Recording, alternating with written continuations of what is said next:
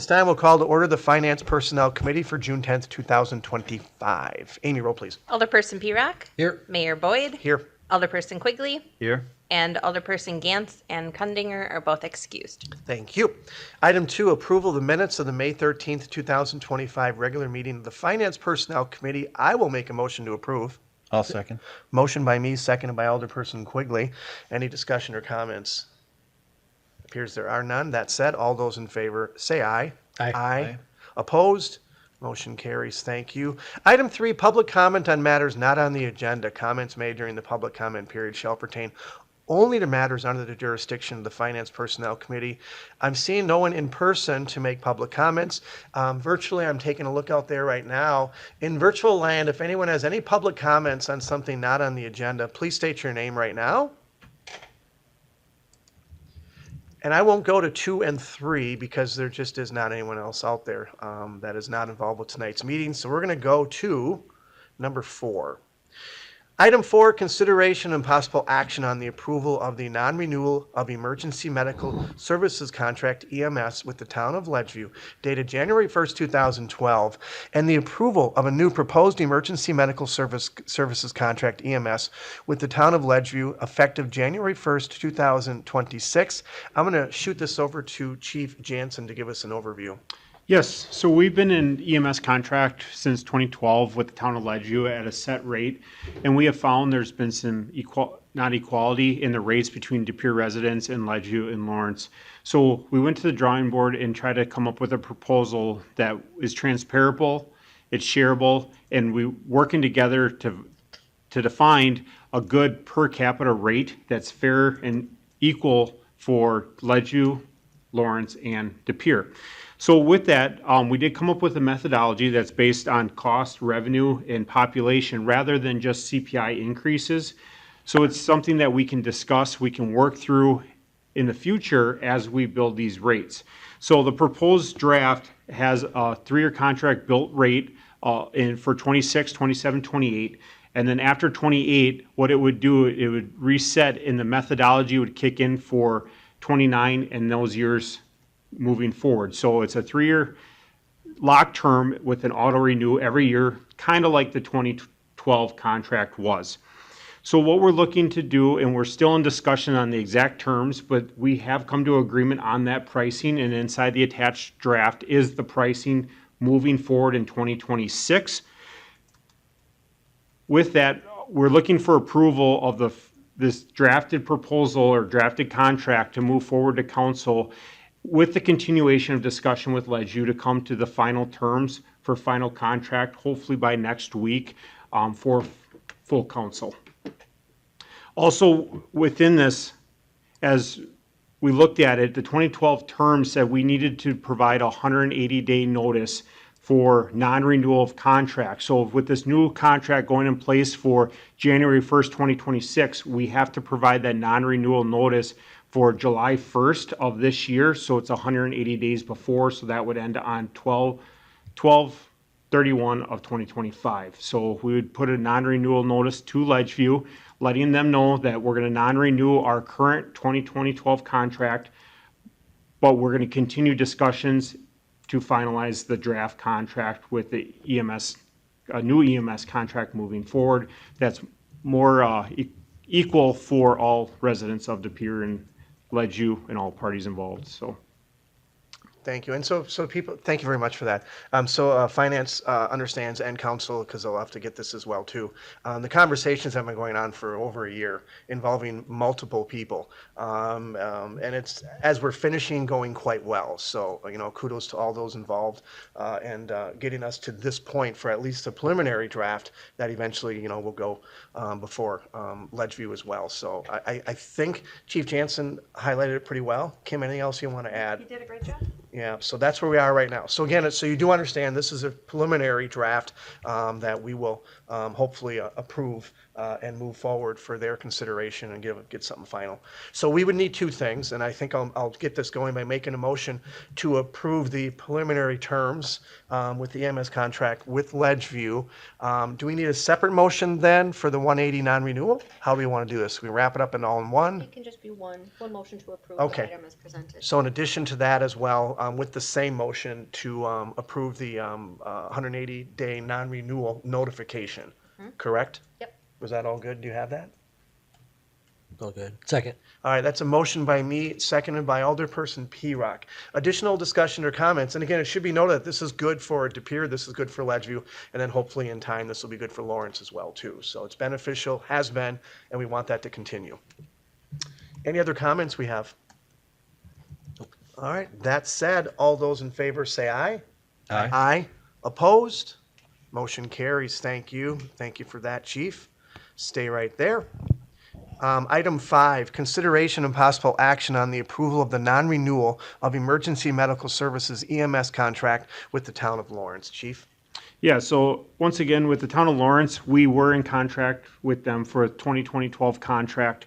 Right now, that is a reduced rate than what we are proposing a new contract with for Ledgeview and the citizens of De Pere. And we are offering a non-renewal notice to Ledgeview for this 2012 contract ending December 31st. So to be equal with all parties involved in our EMS contract, I'm requesting that we put a non-renewal notice in for Lawrence also to end their 2012 contract in December 31 of 2025, with negotiations to continue with the town of Lawrence. We have just started negotiating and proposing contract with the town of Lawrence also. They're just a little bit behind to where Ledgeview is, but the discussions have been going good, and they have been discussed that there could be a notice coming forward, with knowing that we want to create equality across all entities when it comes to EMS contracts, so we're not dealing with three different pricing or per capita in contract, that it's all the same. So the request is to also put forward a 180-day notice to the town of Lawrence, but allowing them and letting them know we are still open to discussion on a new contract. Thank you. And they are aware of that, so they're not being blindsided by this. Anything else you need to add at all? We sent them proposed terms this evening, so we had a great meeting with them last week. Of course, they're going to evaluate their options, but it was a productive conversation, and they now have the same terms in hand that align with the contract that's we're working with Ledgeview. Bless you. Bless you. Bless you. Thank you for that. Anything else you want to add on that one, Chief? I think it's pretty straightforward. Nope, I think that's good. We are just always wanting to continue providing a great EMS service to our community, and plus extend it to the other communities with a decent contract that benefits the city of De Pere and also them. So, Very good, thank you. I would make a motion then to move ahead with the notice of non-renewal for Ledgeview for the 180 days as required. I'll second. Motion by me, seconded by Alderperson Quigley. Additional discussion or comments? All right, we have nothing else. That said, all those in favor say aye. Aye. Opposed? Motion carries. Thank you. Thank you, Chief. Item 6, consideration and possible action on Johnson Controls Plan Service Agreement for fire alarm and sprinkler inspection, Fire Station Number 2. I think this is the legal department that it came from. Is that correct? Pretty sure. Eric Erdman. From Eric? I'd make a motion to approve, and if anyone has any questions, I'm sure Joanne or Kim can answer that, or Chief. I'll second. Motion by me, seconded by Alderperson P-Rock. Anyone have any questions regarding this agreement? All right, that said, all those in favor say aye. Aye. Aye. Opposed? That motion carries. Thank you. Item 7, consideration and possible action on amendments to the De Pere Municipal Code, Chapter 54, Buildings and Construction. I will make a motion to approve the amendments. Second. Motion by me, seconded by Alderperson P-Rock. I know this is from Dennis Jensen, but Dan, I'm assuming this just cleans up the chapter itself, correct? Cleans up the chapter and also makes remove some congruences and adds some clarity between the zoning code and the building code. Okay, Thank you. Any other questions or comments? All right, we have none. That said, all those in favor say aye. Aye. Aye. Opposed? Motion carries. Thank you. Item 8, consideration and possible action on the review of the 30% design phase of the downtown parking structure in connection with the redevelopment of the former Shopko site. Dan? Thank you, Mayor. I'm going to actually pull up on the screen here tonight. So I'm just going to do a brief overview, but I'm going to kick it over to our contracted consultants with Myron and Grafe tonight. They'll kind of go through any questions that you may have, but they'll also do, Grafe will also do a brief presentation. But before we go that, and I just want to kind of give an overview of why we're here. And I think we've talked about the Shopko redevelopment project long enough, for the better part of about 4 or 5 years since it was really sort of talked about. Our phase is kicking off when it comes to what we have to do as a response to our 2 most recent development agreements, one of which will come to council next week. But in general, the parking ramp is our first, I guess you say, big project in that tax increment district. So with the parking ramp, the council and the Finance Personnel Committee has put out RFPs last year to do the design of the construction as a separate contract, and then construction manager at risk as a separate one. So that's where Grafe and Myron come into discussion here tonight. But as also part of that RFP process, there were several overarching goals that were put forth in front of staff to make sure that this project continues down a proper path. One of which is to make sure that this parking ramp is designed and in coordination with the development that we have in our downtown, so it doesn't try to hide the fact that it looks like it's a parking ramp, and try to kind of blend it in the community as much as possible. Want to make sure that its future as ready as possible when it comes to EV charging stations, when it comes to its operation, so it has minimal impact on staff.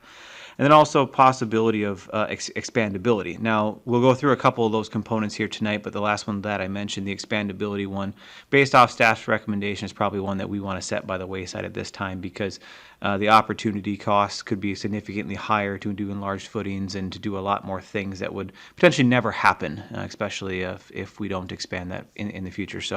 So really what we'll be talking about here tonight is at the 30% design, but we're a little bit further along than that one, just based off of where we fall in the meeting cycle for the city. But you'll see some renderings tonight. You'll see some conversation pieces that talks about the overall size, locations, and some of the amenities that get put into it. So I'll also be available for questions regarding financing and some components of those.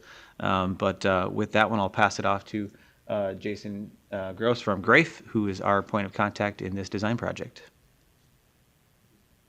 Hi, thank you very much, Dan. I'm going to try to share my screen. So just bear with me as I try to share PowerPoint. So it might just take just a quick second. I love PowerPoint. Does everybody see my screen? Yes. Yes. I'm trying to enlarge it here. And okay. Keep going. And does it show downtown to Pere parking facility? Yes. Excellent. Great. Okay. So thank you, Dan. Again, my name is Jason Gross. I'm a structural engineer and a parking structure designer, and I work for Grafe. And we're very pleased to be able to present to you the 30% level design of the downtown parking facility.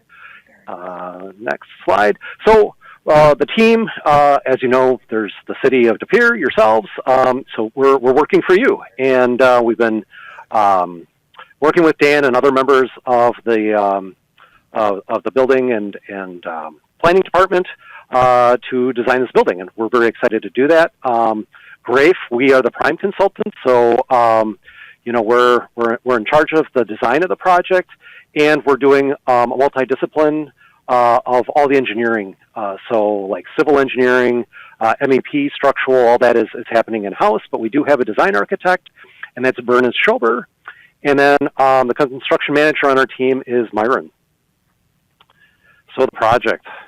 So by the numbers and some of the features here, so we're going to be 3 levels, but primarily the parking structure is going to feel like 2 levels with the stair tower extending up to that 3rd level.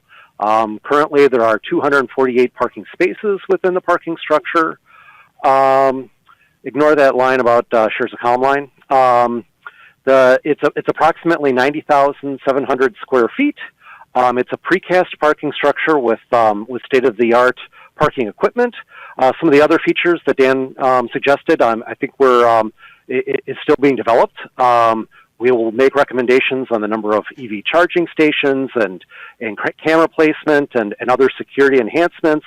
But it will be state of the art. And the other important part is that it'll be very low maintenance and will have maximum durability. So here is an overall site plan. This is going to the south of the 550 mixed-use building, and it'll be across the street from Wisconsin. So on the west side of Wisconsin Street will be the hotel, which our parking structure will serve. And yeah, it's within the property lines. It's going to be a little tight, but we're able to fit it in. And the parking entry and exit is going to be off of Wisconsin Street. We're looking to use Michigan Street for potentially snow removal, and maybe in conjunction with the property to the north of having a shared access drive, and maybe snow removal will be on that side. Run through the floor plans real quick. So there's a partial lower level. It's only in the in the southeast corner, and that will contain, 24 parking spaces just in this lower segment. We are going to have an area well that is on the far east side that'll just allow natural air ventilation into that lower level. The grade level, as I mentioned before, has the entry and exit lanes off of Wisconsin Street. And so this is a single helix ramp. It has two-way traffic throughout, so you go, two ways as you go down a drive aisle. In this case, we would enter here, and you could either make a right turn and enter into that lower level that's a partial, or you would continue to go straight ahead. Most people would go straight ahead. You'd make a right turn, and then it's a helical ramp, and so the ramp would start here on the east and move upward as you go to the left or west, and then you would traverse and go up to another level. And so that's the grade level plan. The second floor plan looks very similar. So if you're looking for a parking spot, you would just orbit around. This is a flat area on the north end, and then the south side has the ramp that goes from floor to floor. And then the third level continues here where, there's a transition from the lower floor, and then you make it to this point. This is still a ramp. You get to this corner, and then you would around the corner, go down this flat, and then come across here and have some parking spaces before there's a wall that terminates, and then people would have to back up, turn around in order to exit. So we have a stair tower at the south east corner and a stair and elevator tower in the southwest corner. It was very strategic how we laid out the parking structure. Again, it appears to be two levels from the outside. It really does mask or hide the ramping, so it doesn't look like a parking structure. And the reason why we placed the stair and elevator towers on the south side was to kind of lessen the height for the mixed-use property to the north. That was a request that the developer had to kind of minimize the height on that side of the building. And so when they're looking out from the apartments on their upper level, they'll kind of look kind of above this building and not look into a tall stair tower. Here are some elevation views, and so this is the west, which will be the main entry, and this is kind of like our main showcase elevation. So we want really this to look the nicest. There'll be streetscaping, plantings, along the base of the building and into the sidewalk. We'll have entry and exit gates. There'll be a prominent sign that says the City of De Pere parking. There'll be entryways for pedestrians, and again we have a nice stair tower. The one thing I will mention as well that we're going to be very conscientious about light pollution, and so light fixtures that will be above the roof level, where the roof level is where cars would still park. So there'll be projections where there'll be light poles, but everything will be kind of low. We'd have more. There's two logics to providing lighting on roof levels. Either you provide very tall light poles with a fixture that has a lot of spread, but that's kind of negative because again the neighbors can see that bright light. Or the other option, which is the one that we're following, is just having lower light poles and having fixtures that have guards on the sides to prevent spilling over of light. So again, we're have the mentality that this is going to be a very safe and well lit parking structure with lots of windows and light, but we don't want to be obtrusive or be a bad neighbor where with a residential neighborhood to the east and other properties around this. We don't want bright lights that people when they look over at this building they get their eyes burned out by looking at a really strong bright fixture. The south elevation, which would face the now the current Associated Bank, has a very nice contemporary look. It would be all precast panels, and so the structure is a precast structure, and it'll have a cast in place topping slab.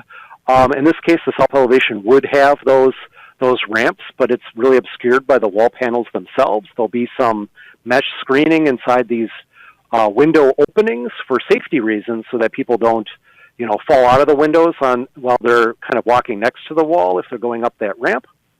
But the great benefit of having precast is that the brick that we see there is thin set brick, so it's about 3/8 of an inch thick, and it's laid in these form liners, and then they pour the precast concrete on top of it, and it's kind of like a tilt-up wall. So it's poured flat, and then they're able to pick it up, and it can be a vertical wall, and it already has the brick already built into the wall assembly itself. So it's precast concrete, the brick's already adhered to it, and so it's a relatively modern technique, and it can be cost-saving and really have a very a nice aesthetic look, and without a great expense of laying up a lot of brick.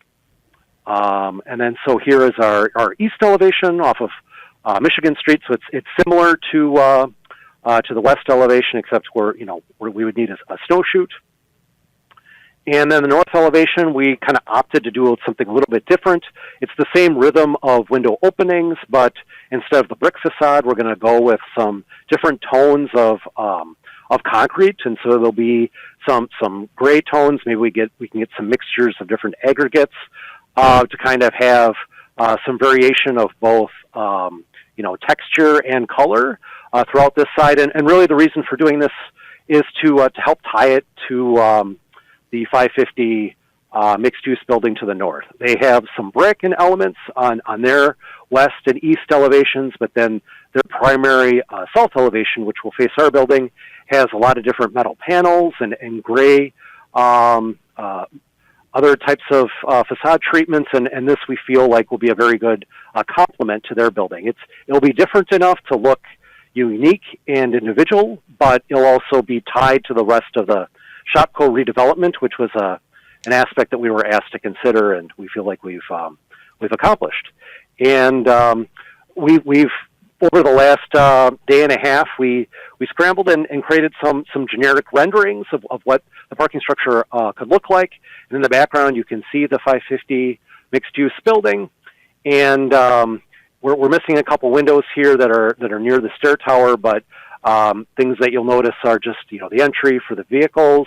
The ramps are kind of modeled. We're showing a railing on top of our parking structure wall itself, and that too is to kind of try to bring the height of the structure down so that it doesn't feel as tall as it really needs to be. We need a railing up at the top for fall protection. It needs to be up at our guardrail height, but we could have extended our precast wall taller, but that would be more obtrusive, and it would kind of it would mess with the scale a little bit. So that was intentional, that we would lower it down and again help kind of push the building down for to marry up with the surrounding buildings in the neighborhood. And then here's a rendering rather, that's from this mixed-use building, and it's not really turning out all that well, but it is kind of precast and it's kind of monotone, but you can kind of get the gist of we would still have a brick return, but we would be looking at having some variation in color and texture on that north elevation. Any questions? Excuse me. Any questions? Danny, you have any more to add? I really do like how you're trying to, get the feel where it's not looking obnoxious. It's not the right word I want to use, but have it kind of fit into the downtown. So we really do appreciate that part of it. I also like the fact that an elevator most likely will be included, and I'm not sure if we need approval on that tonight or exactly what we have to approve tonight. But I like the features and designs. It's a parking ramp. I mean, there's no other way around that. But it's definitely needed. Dan? So I had a couple things in the memo, and if we need to go through into more of the design, but there's a couple things in the memo that I'm asking from this committee because Okay. one, it delves into a potential contract amendment for one of them, and two of them are specifically related to the design that could help kind of pivot the project. One of which is that elevator situation, and so that was always one that isn't required per code, but staff started pushing it that direction. Obviously, with roller bags and groceries, with a mixed use and a hotel next to you, that probably is something that people are going to be looking forward. So that was one of the thoughts, and our staff recommendation in that one is to include it. The second one is we talked about the precast system quite a bit here. If you've been into a parking ramp recently that is a fully precast system, as you drive through it, you start to hear the thump, the thump, the thump, the thump, the thump as you go. That is a fully precast system has joint lines and everything.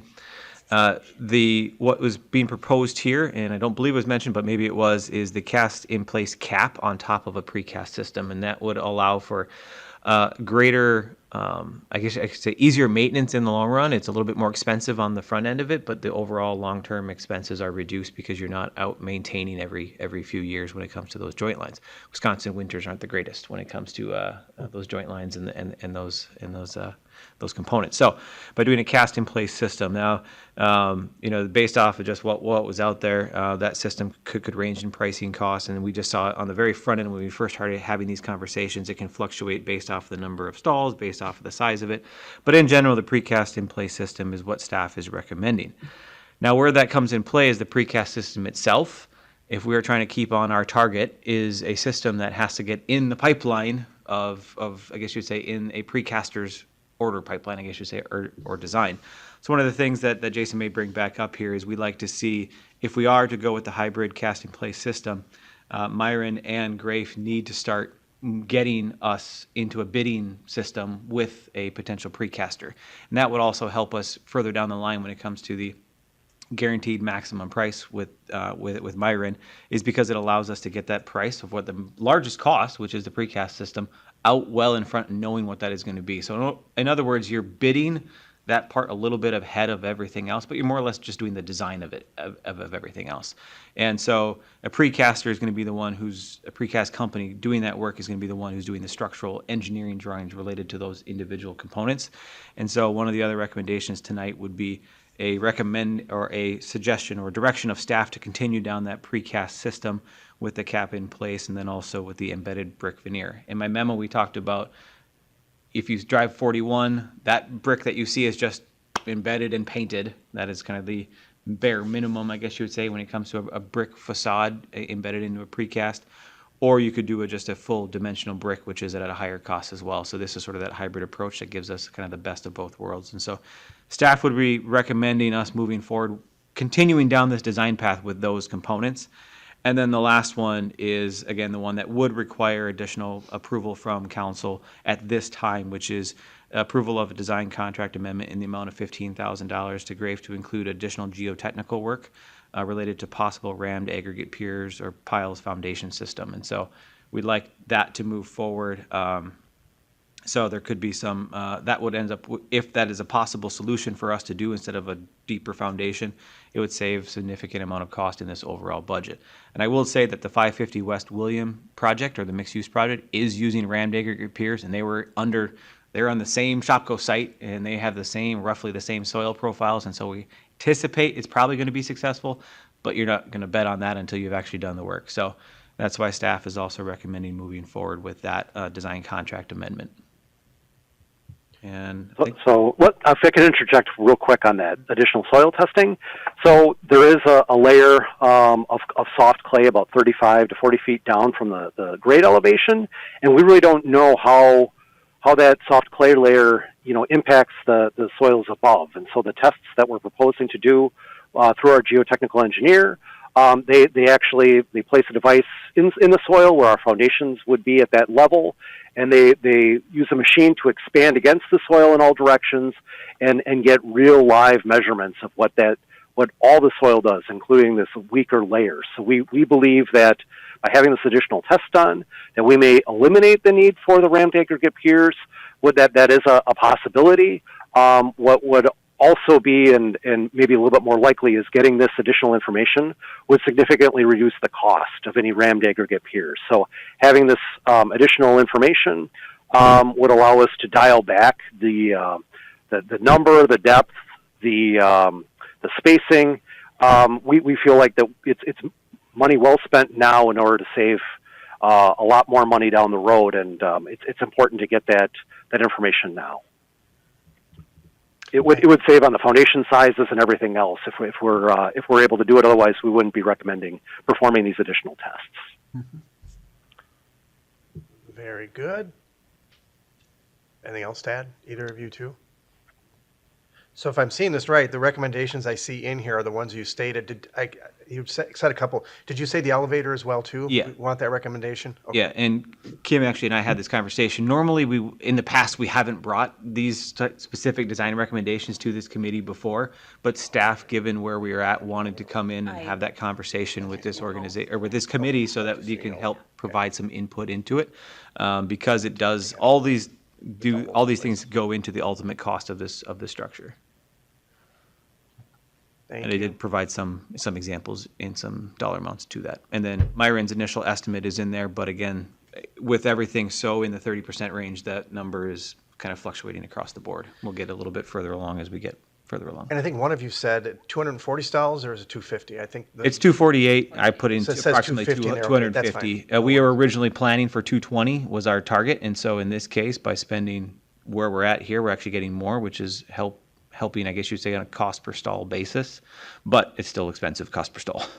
And so we're fully transparent. Some of the stalls will be used by other entities, correct? Yes. So as part of the agreements with the 550 West William building, as well as the hotel project that you will see come in front of you next week, the computer system is designed to reserve at any given point a certain number of stalls. In both cases, 60 for those components. And so we are using tax increment revenue from this tax increment district to also pay for this ramp. And so there's some, as you say, crossover benefit to it. But in general, the computer systems, the smart systems, the parking control and access to our park system would be able to count how many cars are in and out of that system at any given point to make sure that those that do have parking passes are able to use those parking passes when they are there. So while it may look like at some point there may be some vacancy in that ramp, and it may say full, there's a reason for it. It's because they are actually parking passes that have been designated for those uses. Very good, thank you. Questions, comments from anybody? Nope. I guess to move it forward, I'll kind of take these and then Amy will pick them up afterwards, but I would recommend the hybrid precast system with the cast-in-place cap. Should I do these one at a time or do them all together here, Joanne? Or staff presented. It could be rolled up into one as Okay. staff presented. Okay, and then the hybrid precast system with the embedded veneer brick. I'd also make a motion to include all that as well, to include an elevator in the design construction. And then another recommendation to approve the design contract amendment in the amount of $15,000 to GRAFE to include additional geotechnical work for testing related to possible rammed aggregate pier foundation system. Do I have those all correct? And is that all of them? Those are the just by memory. Those are the question. Yeah, those are the question marks that we had coming into tonight that could have gone the direction one way or the other. Wonderful, thank you. And again, Dan had mentioned it says 30%, but it's really more than 30%, right? I mean, we're calling this the 30% design review memo, but where the work fell into our committee schedule, there continued down the path. Absolutely. So, and then the other question is going to be that's going to come up. So you have all that. We need a second. Yeah, I would second that with all of the recommendations from staff, that Very the good. stuff you said. Second by Alderperson Cleveland. I was just going to say one other thing. The question we get often is when a groundbreaking is going to happen, things like that. So general idea of when this will shovels in the ground, just for the parking structure. yeah. So the parking structure component, I'm going to put more of a deadline on it, I guess you would say, or Sure. kind of finish point, and that's going to be in the June, July timeframe as our target. So if we can get through bidding and design here later this summer and fall, that can give us into winter construction. And the nice part about precast is it's done inside of a location, and you're not weather contingent on pouring, those components, with the cast in place happening at a little bit later date. So this allows us to go through that process. So I would say the summer timeframe is our timeframe for opening the ramp. So December. Summer time frame. Summer timeframe. Mhm. Okay. I'm not going to give you a definitive start date or Okay. anything on that one. No worries. But I'll give you the positive news on 550 William. They're actually doing their pier work this week. And so with the hotel happening later as well. So Yeah, you definitely can see stuff going on that whole property. Other questions or comments? Jason, anything else you want to add? Well, Mike. Okay, I'm on. Okay.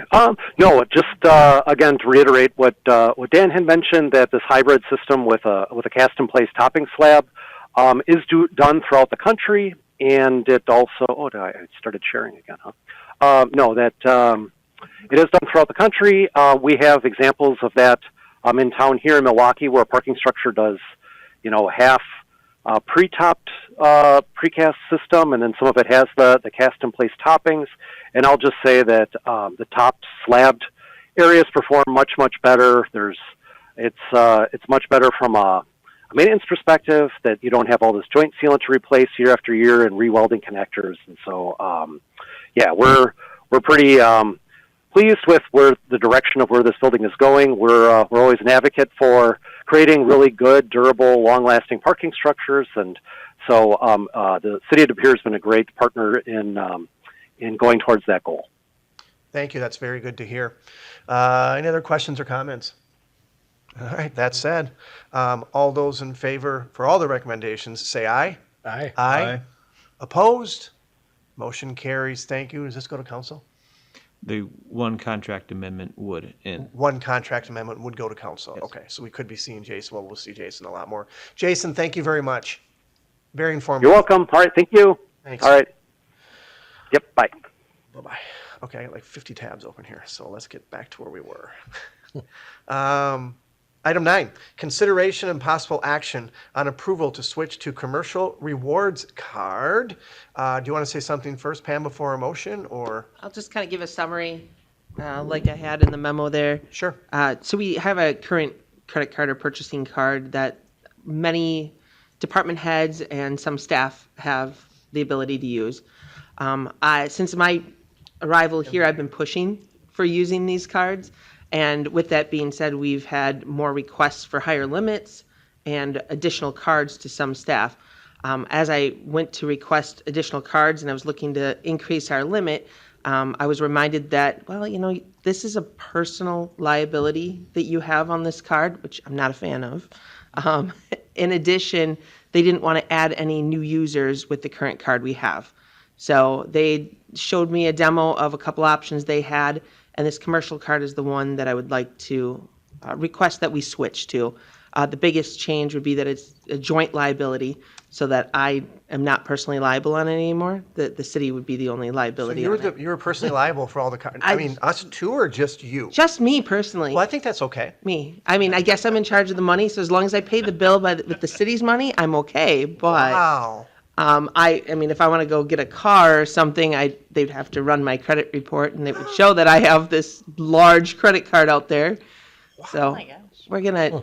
I would like to get rid of that, if that's okay. Okay. In addition, enough. it's going to be, I think, beneficial to the departments because they're going to be able to have the access to log in themselves, see their spending immediately instead of waiting for the statement to arrive at the end of the month, and then they can go into that online portal and attach their receipt right there and put their account number in there so that we kind of streamline, I guess, our process for reconciling our statements. So, Are there different perks, if you will, that the city benefits from by going in this direction, or that's not really a big thing for corporations and cities? we still have a reward, which we aren't going to be probably eligible to get the statement credit or the cash back like we are in our current one because we're not going to have that much of a spend. Not yet. We'll work on getting there.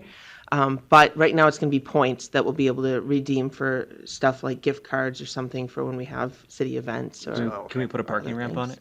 I don't think our limit's going to be that high. That would be awesome. Several $1 million? No. Anything else? That is all I have. Very good. I'd make a motion to approve the switch to commercial rewards card for the city of De Pere. Second. Motion by me, second by Alderperson P-Rock. Additional discussion or comments, which in time will get you off the hook now, so you're pretty happy about this. Yeah, we are too, by the way. All right, that said, all those in favor say aye. Aye. Aye. Opposed? Motion carries. Thank you. Item 10, consideration and possible action on approval of preliminary 2025 borrowing, Pam. Okay, so this is our first review of our 25 request. So we had approved with the 25 budget the capital that we intended to purchase. Departments were given the authorization to move forward with making those purchases. Now that many things have been ordered or even received already, we have updated values of some of those. So in many cases, I'm requesting less than what the original request was. There are some items we realize that we're no longer going to do, or the program has kind of changed of what we want to do. So this is just the updated amounts. We'll bring this back again in July when we have Baird here. Baird will review this list then and decide, kind of what they're recommending for the term of the notes, if it's a 10-year, 20-year, and the layout of what's taxable and non-taxable. And we're seeing about a $12 million difference, correct? If I'm seeing that correct and my math is correct? Yes, and one of those larger items that we knew would be split would be that MSC expansion. We knew we weren't going to borrow the full 25 million right away in 25, but we kind of had to get an idea of how much we were going to be spending in the first year here. So the other ones are pretty close as you kind of look through it. Yes. All right, very good, thank you. Any questions or comments? I would make a motion then to approve preliminary 2025 borrowing. I'll second. Motion by me, seconded by Alderperson Quigley. You guys work well together. Any additional questions or comments? We have nothing. That said, all those in favor say aye. Aye. Aye. Opposed? Motion carries. Thank you. Up next, item 11, investments summary. Pam. Investments were still doing well. I know I can give you a heads up. I looked at Mays and it's not quite as good, but this one does look this pretty one is good, still yeah. doing very well. Yeah. Very, very impressive. Good. Good job. I'll make a motion to accept and place on file investment summary. Second. Motion by me, seconded by Alderperson P-Rock. Additional discussion, comments?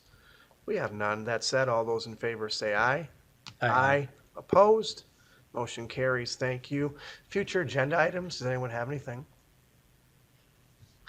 Nada. I will then make a motion to adjourn. I'll second. Motion by me, seconded by Alderperson Quigley. All those in favor say aye. Aye. Opposed? Motion carries. Thank you. We are adjourned. Thank you all.